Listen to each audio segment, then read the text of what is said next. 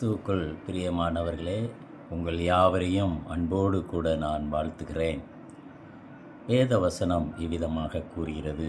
சங்கீதம் 91:14 அவன் என்னிடத்தில் வாஞ்சையாயிருக்கிறபடியால் அவனை விடுவிப்பேன் என்று வேதவசனம் கூறுகின்றது.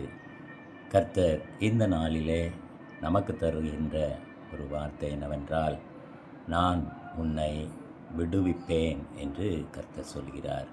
ஒருவேளை இந்த முந்தின வசனங்களை நாம் வாசிக்கின்ற பொழுது, சிங்கத்தின் மேலும் விரியன் பாம்பின் மேலும் நீ நடந்து பாலசிங்கத்தையும் வலு சர்ப்பத்தையும் மிதித்து போடுவாய் என்று சொல்லப்பட்டிருக்கிறது. கர்த்தர் நம்மை விடுவிக்கிறார். அநேக காரியங்களிலிருந்து நம்மை விடுவிக்கிறார், பாதுகாக்கிறார், நம்மை ரட்சிக்கிறார் என்று இந்த பகுதி நமக்கு கற்றுத்தருகிறது. இந்த ஆசீர்வாதத்தை நம் ஒருவருக்கும் கர்த்தர் நிச்சயம் தருவார். அடுத்த பகுதி சொல்கிறது, என் நாமத்தை அவன் அறிந்திருக்கிறபடியால் அவனை உயர்ந்த அடைக்கலத்திலே வைப்பேன் என்று கர்த்தர் சொல்கிறார். பிரியமானவர்களே, கர்த்தர் நம்மை உயர்ந்த இடத்திலே வைப்பதாக வாக்கு கொடுக்கிறார். கர்த்தருக்கு எது பிரியம்? நாம் யாவரும் மிகவும் உயரமான இடத்திலே உயர்த்தி வைக்கப்பட, ஆசீர்வதிக்கப்பட, உன்னதமான இடங்களிலே நாம் வீற்றிருக்க கர்த்தர் விரும்புகிறார். எனவே இந்த நாளிலே கர்த்தர் நமக்கு தருகிற வார்த்தை, அவர் நம்மை உயர்ந்த அடைக்கலத்திலே வைப்பார். ஒரு பாதுகாப்பு. எந்த சூழ்நிலையிலும் கர்த்தர் நம்மை பாதுகாக்கிறார். முதலாவதாக விடுவிப்பேன் என்று சொல்கிறார். ஒரு கண்டிஷன், கர்த்தரில் வாஞ்சையாக இருக்கும்போது விடுதலை, கர்த்தர் மீது பிரியமாக இருக்கும்போது விடுதலை, கர்த்தரை நம்பி இருக்கும்போது கர்த்தர் நம்மை விடுவிக்கிறார்.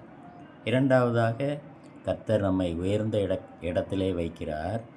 யாரை உயர்ந்த இடத்திலே வைக்கிறார்? ஒரே ஒரு கண்டிஷன் சொல்லப்பட்டிருக்கிறது, அவருடைய நாமத்தை அறிந்தவர்களாக இருக்கும்போது. இயேசு கிறிஸ்துவனுடைய நாமத்தை நாம் அறிந்தவர்களாக, இயேசு கிறிஸ்து இந்த உலகத்தை ரட்சிக்க வந்தவர், மீண்டும் வரப்போகிறார், அவர் சர்வ வல்லவர்.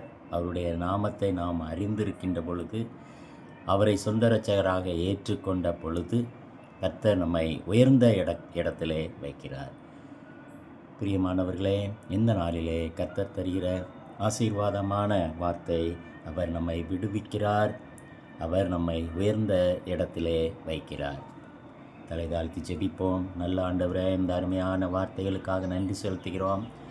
எங்களை பல காரியங்களிலிருந்து, பல தீமைகளிலிருந்து, பல பிரச்சனைகளிலிருந்து விடுவிப்பதற்காக நன்றி செலுத்துகிறோம்.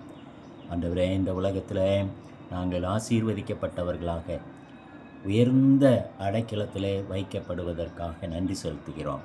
ஒரு பாதுகாப்பான இடத்திலே நாங்கள் வைக்கப்படுவதற்காக நன்றி செலுத்துகிறோம். தொடர்ந்து நீர் எங்களை ஆசீர்வதியும். இயேசு கிறிஸ்துவின் மூலம் வேண்டிக் கொள்கிறோம் நல்ல பிதாவே. ஆமேன். God bless you.